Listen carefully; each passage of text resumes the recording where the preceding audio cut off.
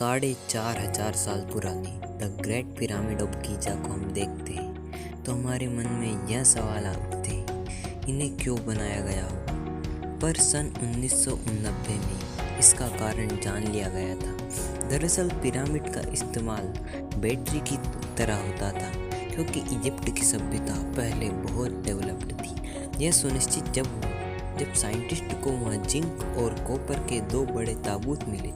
दोस्तों, एक रोड से कनेक्ट होने के कारण यह बैटरी की तरह लग रही थी, लेकिन इजिप्ट की सरकार ने इस प्रोजेक्ट को बंद करवा दिया गया, क्योंकि सारे राज खुलने पर टूरिस्ट ट्रेवल कम होने का खतरा था। वो बैटरियाँ कुछ इस तरह दिखाई देती थी। आपने कई तरह के ट्रांसप्लांट सुने होंगे, जैसे किडनी ट्रांसप्लांट, हार्ट का ट्रांसप्लांट तो सुना ही होगा। लेकिन जब बात ब्रेन ट्रांसप्लांट के बारे में आती है तो रशियन साइंटिस्ट ने पूरी गर्दन ट्रांसप्लांट करने के बारे में विचार बनाया, जिससे यह प्रक्रिया सरल हो जाती, जिसमें इन्होंने कई कुत्तों पर यह एक्सपेरिमेंट किया। लेकिन हजारों कुत्तों पर यह प्रोजेक्ट फेल हो गया और कई कुत्ते कुछ ही घंटों तक जीवित रह पाते, और धड़ अलग होने के बावजूद भी उनका दिमाग प्रक्रिया करता। लेकिन मानवता हनन के कारण यह प्रोजेक्ट बंद कर दिया गया। आपने केपलर्स लॉ के बारे में तो सुना ही होगा, पर केपलर कितने जीनियस थे इसका अंदाज़ा आप इस वीडियो से लगा सकते हैं। कोपरनिकस को एक राजा ने खुश होकर एक आइलैंड गिफ्ट किया था।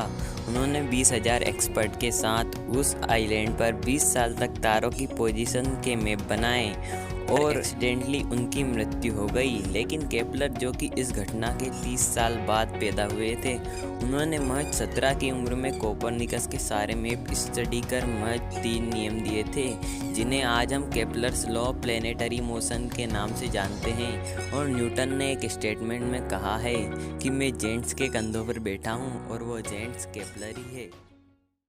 हम ह्यूमंस अभी तक सूर्य के ज़्यादा करीब नहीं पहुंच पाए हैं। उसका कारण है सूर्य का तापमान। लेकिन सन 1990 में मॉरिस वॉट ने एक ऐसे पदार्थ का निर्माण किया था जो 10,000 डिग्री सेल्सियस का तापमान भी झेल सकता है। उन्होंने इसका नाम स्टारलाइट रखा था।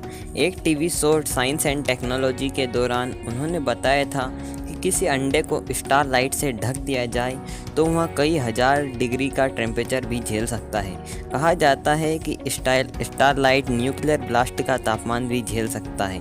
नासा ने भी उनके इस आविष्कार में दिलचस्पी दिखाई थी, पर उन्होंने इसको बनाने की प्रक्रिया को किसी को नहीं बताया, और उनकी मृत्यु के बाद स्टारलाइट का भी नामो निशान खत्म हो गया।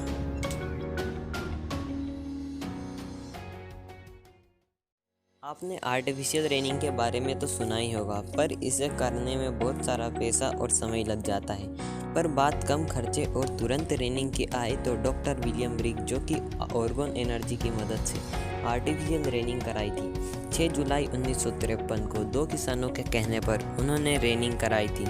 विलियम रिक ने सुबह के समय क्लाउड बस्टर का इस्तेमाल किया और शाम तक बारिश हो गई थी। इसके बाद उन्होंने ये प्रयोग कभी नहीं किया। उस समय उनके आविष्कार को गैर कानूनी करार दिया गया और उन्हें जेल भेज दिया गया, और वहीं उनकी मृत्यु भी हो गई।